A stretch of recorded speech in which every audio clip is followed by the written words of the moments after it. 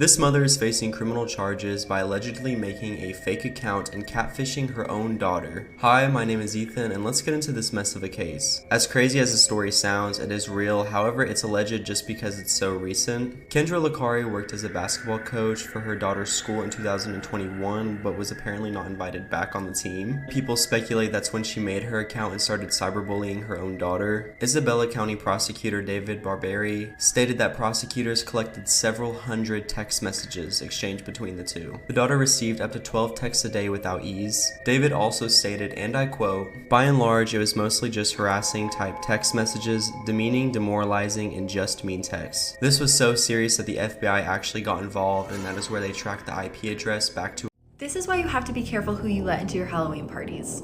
So this is a photo of who police believed was a guest at a Halloween party in Rochester, New York in the 1940s. The party was being thrown by Jack and Amelia Layton, and they actually noticed that this guest was outside of the party watching the guests through a window. The report claims that Amelia believed the guest was her friend Jan, who tended to go above and beyond for Halloween, creating very scary costumes. So she let this person in believing it was her friend Jan.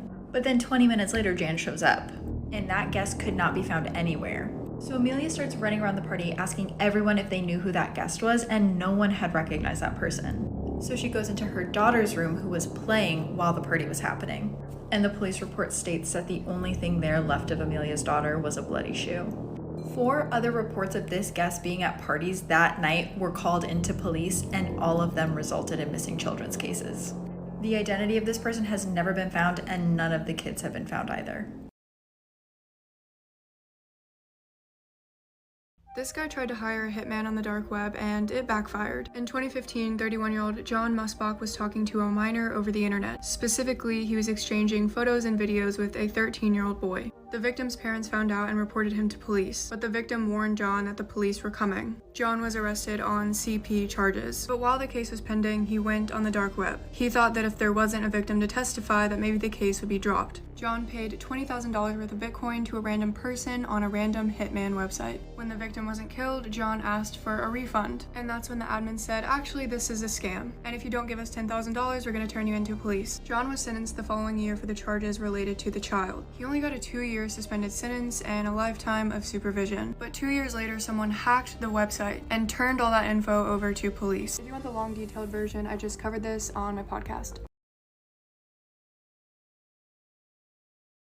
This is the truth behind the tooth fairy. Now everyone knows who the tooth fairy is. Once you lose a tooth, you put it under your pillow and she comes in the middle of the night to take it and give you money. But what if I told you the tooth fairy is much more scarier than that? And that the tooth fairy has a much darker backstory. The story goes that a kid lost 2 of their teeth in the same day and proceeded to tell her parents that she lost both of her teeth. Now this was the first time she ever lost any teeth, so her parents told her what to do with them and put them under her pillow for money. So she proceeded to do that, and a couple hours later she was getting ready for bed. Her parents tucked her in and she was about to fall asleep, but that's when she sees her door creak open. It's super dark in her room so she can't see anything, but she squints her eyes to look at the doorway and sees something standing there. But then her door proceeds to fully open and you won't believe what was at the door. Hit the plus button for a part 2.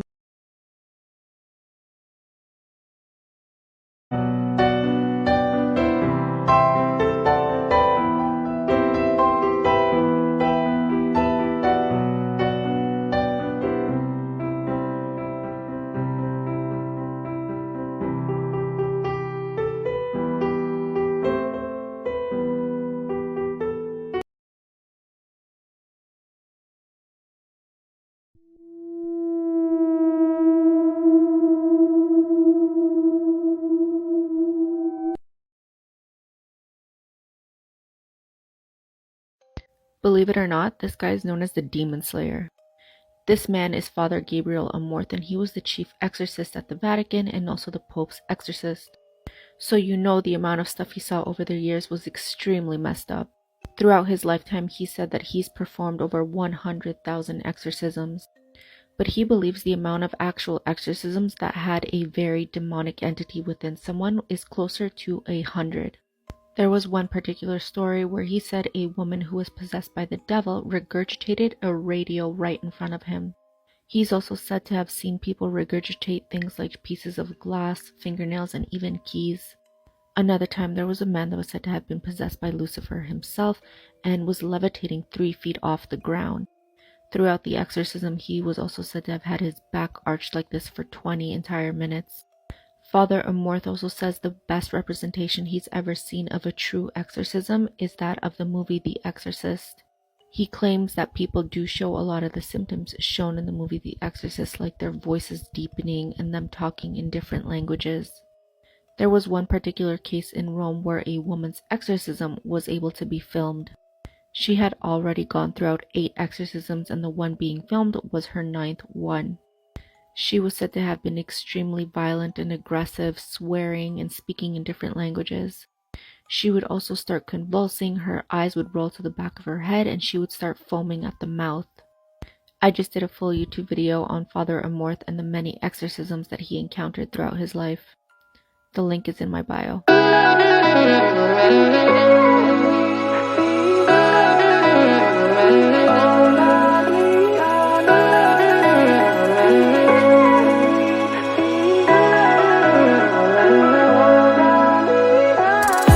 in mind just one thing. For me, you are still the only dream. It could be right, could be wrong.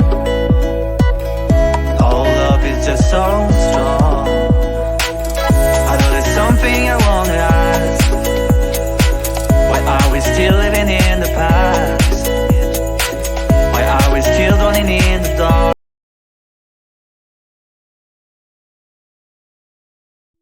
This is one of the most horrific things I've ever heard of happening to a person.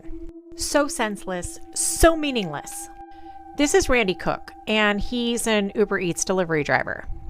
He's a delivery driver in Florida. Sadly, he was.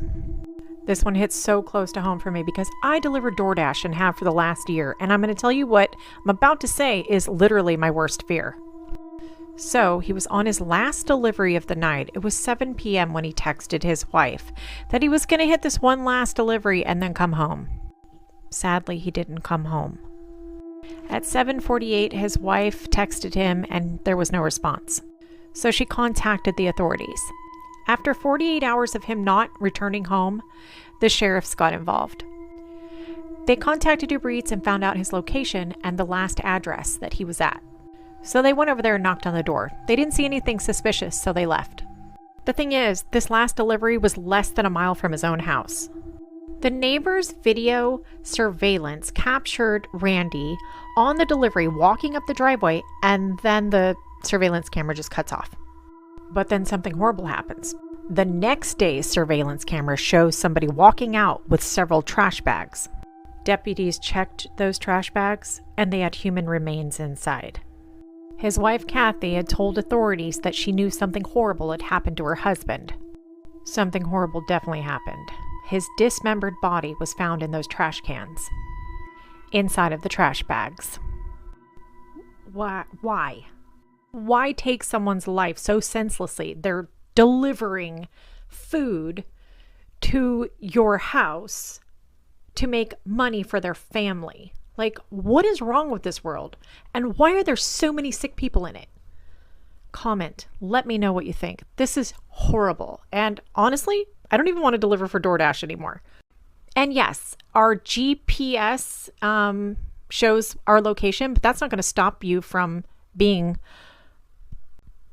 put in trash bags. I personally think these apps need to do better.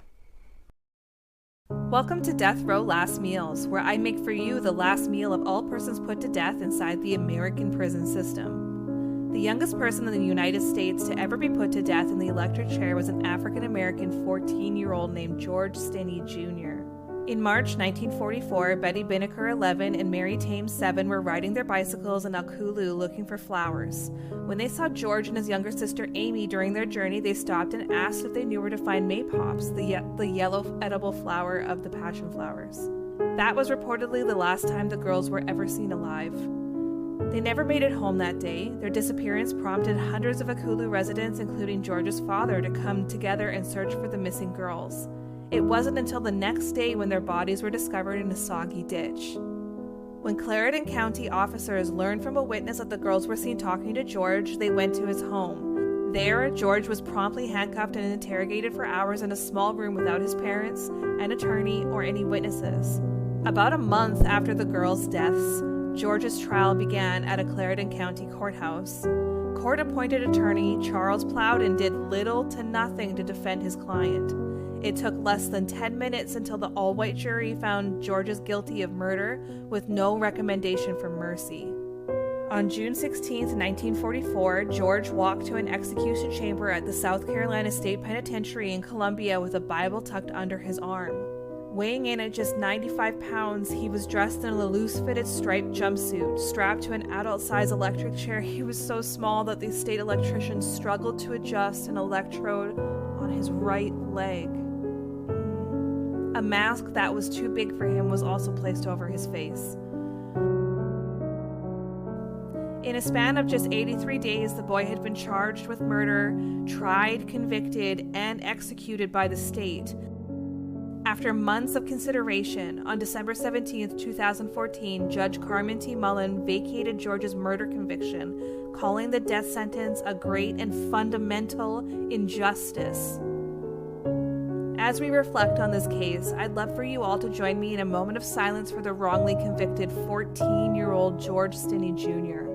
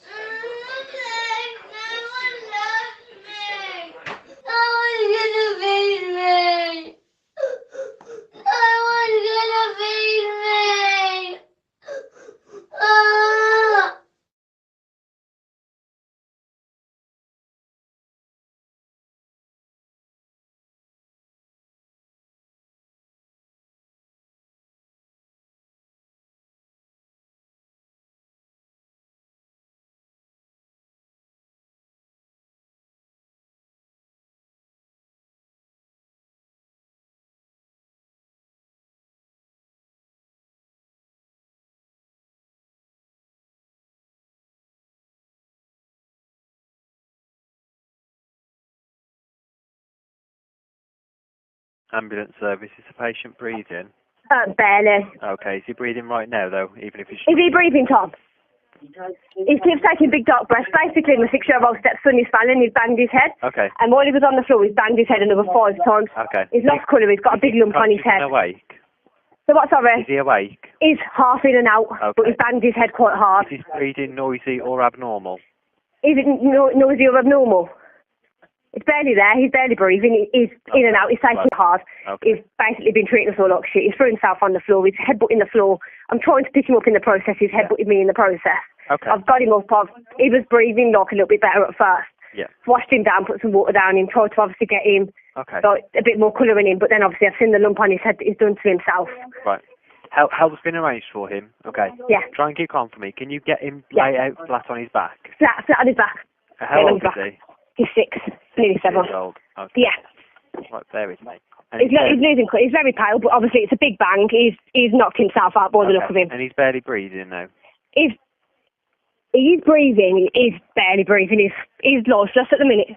Okay, so I'm going to tell you how to give basic life support. Okay, so you can just keep going. Just briefly, what happened? Basically, he'd gone out to get me a birthday cake and stuff for the kids. Arthur was told to sit on the thinking step. Arthur's put himself all over the floor.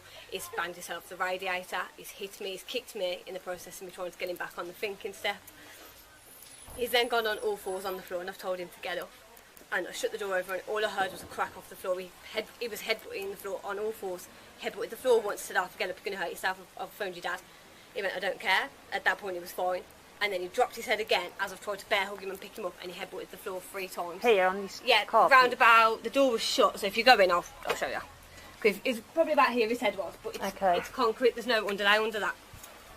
He'd knocked himself unconscious. I picked him up, put him on the sofa, poured water in his mouth. So you come in, he's banged his head 3 or 4 times here. I was in the kitchen, then I'd sat down in the living room, and that's when he threw himself on the floor. And you heard him banging his head? Bang his head. So what did you do? I came out to him and told him to get up. He told me no. So I tried to bear hug him and put my arms underneath him and pick him up. And he dropped, and he banged his head another 3 times off the floor. And as I picked him up, he hit me and he kicked me as I was trying to get him up. Like I say, he's like the last 6 months, he's battered both my kids. He's smashed this house to pieces. He's battered his dad. He's hit me. When I tried to get him off the floor from headbutting the floor, he headbutted me and he kicked me and he's hit me.